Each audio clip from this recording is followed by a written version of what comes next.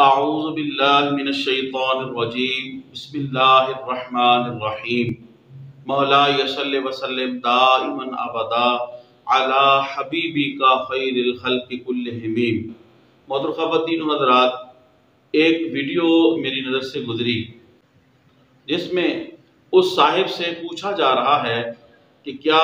تسبیح جو ہوتی ہے دھاگے میں پروئی ہوتی یا جو دانے ہوتے ہیں تسبیح کے یا ڈیجیٹل تسبیح جو ہے، کیا اس کے اوپر اذکار وغیرہ پڑھنا یہ جائز ہے؟ تو وہ صاحب آگے سے جواب دیتے ہیں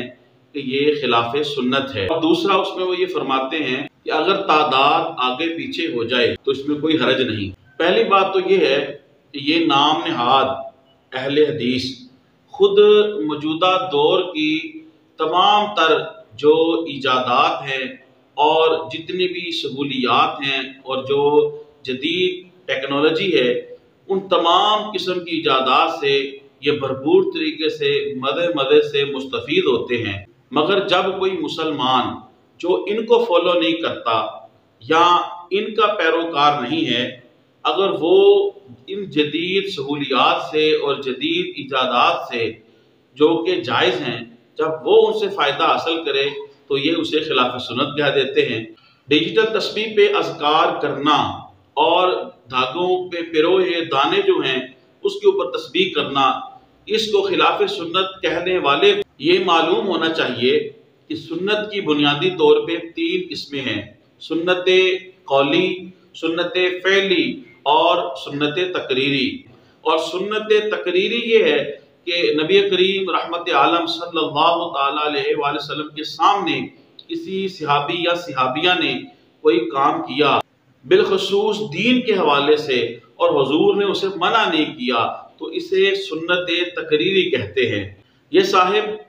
جو ڈیجیٹل تسبیح پہ یا دھاگے میں پروئے ہوئے جو دانے ہوتے ہیں اس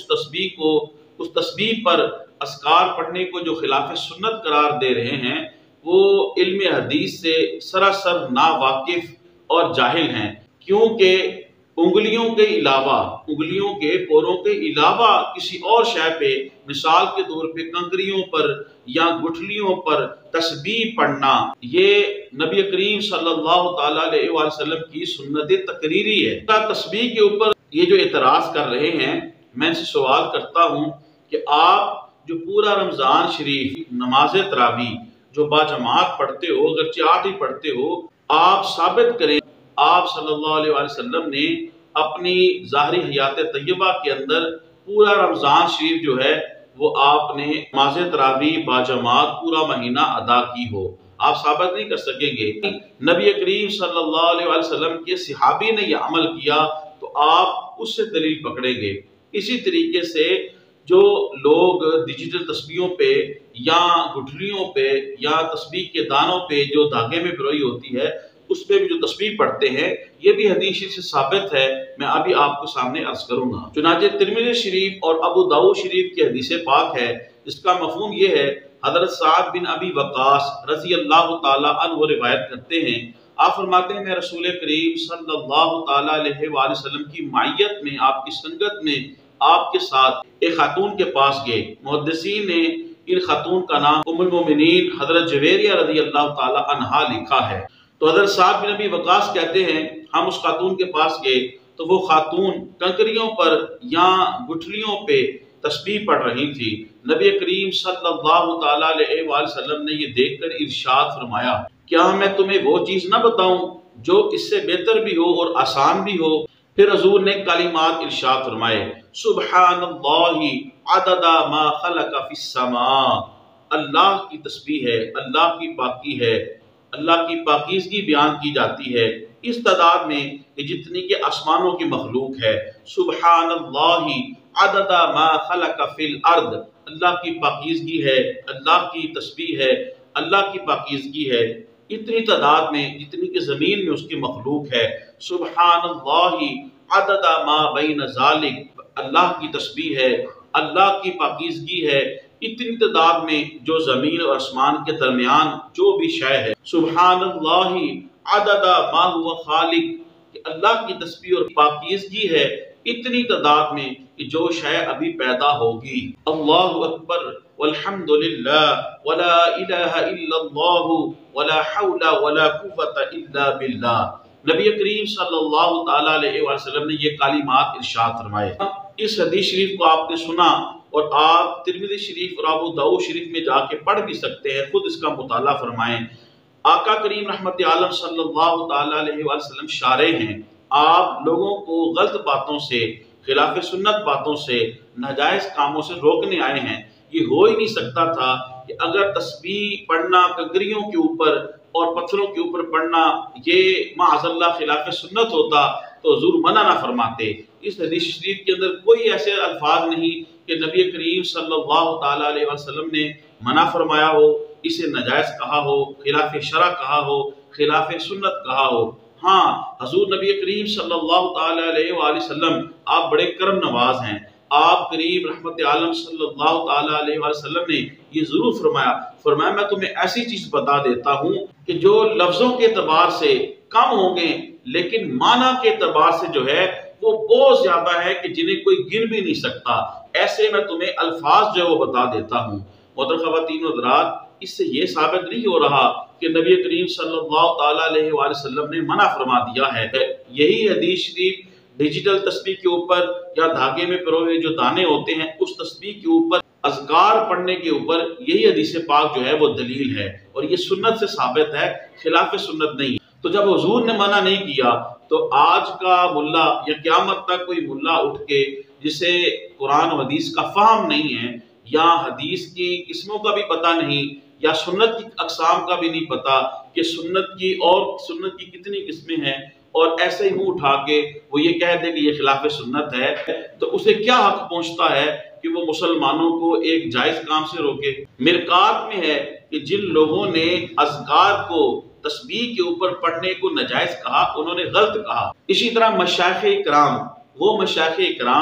وہ بزرگان دین جن کا سارا دن روزے سے ہوتا اور ساری رات جو ہے وہ قرآن مجید کی تلاوت، اذکار اور تہجد میں گزرتی، وہ مشائخ اکرام بھی فرماتے ہیں کہ یہ جو تسبیح ہے یہ شیطان پہ کوڑے کی مانند ہے۔ حضرت جنید بغدادی رحمت اللہ علیہ ولایت کے اعلیٰ مقام پر پہنچ کے بھی آپ تسبیح پہ اذکار کیا کرتے، اسی لیے اس کی وجہ پوچھی تو حضرت جنید فرماتے ہیں میں اس چیز کو کیوں چھوڑوں جس کی وجہ سے ہم اس مقام پر پہنچے ہیں، جس کے ذریعے ہم خدا تک پہنچے ہیں۔ حضرت فرید الدین عطار رحمت اللہ علیہ ان کی کتاب پند نامہ فارسی کے اندر جو درس نظامی کے ابتدائی طلباء کو پڑھائی جاتی ہے، حضرت فرید الدین عطار رحمت اللہ علیہ فرماتے ہیں انسان کا ظاہر بہتر ہو تو ظاہر کی برکت سے اللہ تبارک و تعالیٰ اس کے باطن کو بھی بہتر کر دیتا ہے۔ جب انسان کے ہاتھ میں تسبیح ہو، چاہے وہ ڈیجیٹل ہو یا دانوں والی ہو، انسان جو ہے اس کی طرف دیکھ کے انسان اگر بھول بھی جائے تو اس کی زبان جو ہے وہ ذکر الہی کے اندر مشغول ہو جاتی ہے۔ یہ ایسا ہی ہے کہ کسی عالم دین سے کسی نے پوچھا کہ میں جب ذکر کرتا ہوں تو میری زبان جو ہے وہ اس فعل کے اندر شامل ہوتی ہے، ذکر کے اندر شامل اور مشغول ہوتی ہے، لیکن میرا دل اس طرف نہیں ہوتا، تو لہذا میں نے ذکر کرنا چھوڑ دیا ہے۔ اس عالم نے اپنے شاگرد کو، اپنے معتقد کو کہا یہ تم نے غلط کیا ہے، اس لیے کہ جسم کا ایک حصہ تو تمہارا اللہ کے ذکر کے اندر مشغول تھا، زبان، تو نے اس کو بھی اللہ کے ذکر سے غافل کر دیا ہے۔ اسی طریقے سے انسان کے ہاتھ میں اگر ڈیجیٹل تسبیح ہو یا اس کے ہاتھ کے اندر دانوں والے تسبیح ہو تو اگرچہ اس کا دل جو ہے وہ غافل ہو لیکن کم از کم اس کا ہاتھ وہ بھی تو جسم کا حصہ ہے، وہ بھی تو ایک نیک عمل کر رہی ہے۔ قرآن مجید کے اندر ہے فَمَن يَعْمَلْ مِثْقَالَ ذَرَّةٍ خَيْرًا يَرَهُ، نیکی کا کوئی بھی عمل کا بھی چھوٹے سے چھوٹا بھی ہو وہ رائے گا نہیں جائے گا۔ تو یقیناً جو ہاتھ سے تسبیح کر رہے ہیں اس کا بھی ثواب اور اجر اس کو یقیناً اسے ملے گا۔ جو لوگ ڈیجیٹل تسبیح پہ یا دانوں والی تسبیح پہ اذکار پڑھنا اس کو خلاف سنت سمجھتے ہیں، میرا ان سے سوال ہے کہ آپ ہمہ وقت ہاتھ سے ہی کھانا کھاتے ہیں، حالانکہ آپ بعض اوقات چمچ بھی استعمال کر لیتے ہیں جو جائز بھی ہے، لیکن کیا آپ ایسا ہی کرتے ہیں؟ نبی کریم صلی اللہ تعالیٰ علیہ وسلم کی سنت مبارک تھی، آپ تحریر کو، آپ لکھائی کو یا چمڑے کے اوپر لکھواتے یا کسی کپڑے کے اوپر لکھواتے یا درختوں کے پتوں پہ اوپر یا درختوں کی چھال کے اوپر لکھواتے تھے، تو یہی عین سنت ہے تو آپ اس زمانے کے اندر عین سنت کو چھوڑ کے، آپ درختوں کو چھوڑ کے، ہڈیوں کو چھوڑ کے، چمڑے کو چھوڑ کے، کپڑے کو چھوڑ کے، عین سنت کو چھوڑ کے آپ کاغذ کیوں استعمال کر رہے ہیں؟ آپ اس جدید سہولت سے کیوں مستفید ہو رہے ہیں؟ آپ کے اصول کے مطابق آپ صلی اللہ علیہ وسلم کے دست مبارک میں جو عصا ہوتا وہ تو لکڑی کا تھا، لیکن آج آپ کے بڑے بڑے ملاؤں کے ہاتھ کے اندر اسٹیل کی اور مختلف قسم کی دھاتوں کی جو سٹکس ہوتی ہیں وہ کیوں ہیں عین سنت کو چھوڑ کے؟ واجب الاحترام ایسی میں ان گنت مثالیں دے سکتا ہوں کہ ہم وہ کام کر رہے ہیں جو رسول اللہ صلی اللہ علیہ وآلہ وسلم کے مبارک دور میں نہیں تھے، صحابہ اکرام رضوان اللہ علیہ مجمعین کے مبارک دور میں نہیں تھے، لیکن آج سب لوگ، تمام مکاتب فکر کے لوگ ان چیزوں سے، ان کاموں سے مستفید ہو رہے ہیں۔ اصل چیز یہ ہے، ہمیں یہ دیکھنا ہے کیا یہ جو ہم کام کر رہے ہیں یہ قرآن و حدیث سے متصادم تو نہیں، قرآن و حدیث نے اسے منع تو نہیں کیا، کیونکہ چیزوں میں اصل چیز جو ہے وہ اباحت ہے، جائز ہونا ہے۔ جب قرآن و حدیث سے کسی چیز کے متعلق حرام کا یا اس کے ممنوع ہونے کا، ناجائز ہونے کا کوئی حکم نہ ہو تو اس چیز کو دیکھتے ہوئے اس کی اصل پہ رکھیں گے جو کہ اباحت ہے۔ لہذا ڈیجیٹل تسبیح کے اوپر اذکار کریں یا دانوں والی تسبیح کے اوپر اذکار کریں، بہر صورت یہ جائز ہے۔ دوسرا انہوں نے فرمایا کہ تعداد کم یا زیادہ ہو جائے اس سے کوئی فرق نہیں پڑتا۔ ایک طرف تو یہ قانون بنا رہے ہیں کہ نبی کریم صلی اللہ علیہ وسلم نے دست مبارک کے اوپر جو ہے آپ نے تسبیح پڑھی ہے، اذکار کیے ہیں، تو اگر ڈیجیٹل تسبیح یا دیگر تسبیح کو استعمال کریں گے تو خلاف سنت ہو جائے گا۔ حالانکہ خلاف سنت نہیں، صحابیہ کا جو عمل ہے وہ میں نے آپ کے سامنے حدیث پاک پیش کر دی ہے۔ اب دوسری طرف کہہ رہے ہیں کہ اگر تسبیح کی تعداد کم یا زیادہ ہو جائے تو یہ خلاف سنت نہیں۔ واجب الاحترام یاد رکھیں، نبی کریم صلی اللہ تعالیٰ علیہ وسلم نے تسبیح فاطمہ میں ارشاد نہیں فرمایا کہ 33 مرتبہ الحمدللہ پڑھنا ہے، 33 مرتبہ 33 ٹائم سبحان اللہ پڑھنا ہے، 34 ٹائم 34 مرتبہ اللہ اکبر پڑھنا ہے۔ اب کوئی 33 کی بجائے یا 34 کی بجائے 32 اور 35 اور 36 پڑھ دے تو بتائیے مجھے آپ ہی کے اصول کے مطابق کیا یہ خلاف سنت نہیں ہوگا؟ لہٰذا نبی کریم صلی اللہ تعالیٰ علیہ وسلم نے جو وظائف کے اندر، اذکار کے اندر تعداد مقرر فرمائی ہے، اور العلماء ورثۃ الانبیاء کے مصداق مشائخ کرام جو وظائف اور اذکار کے اندر تعداد بتاتے ہیں اس میں ان گنت اور بے شمار حکمتیں ہوتی ہیں، اس تعداد کے مطابق ہی پڑھنے کے اندر جو ہے وہ اسرار اور رموز حاصل ہوتے ہیں۔ لہذا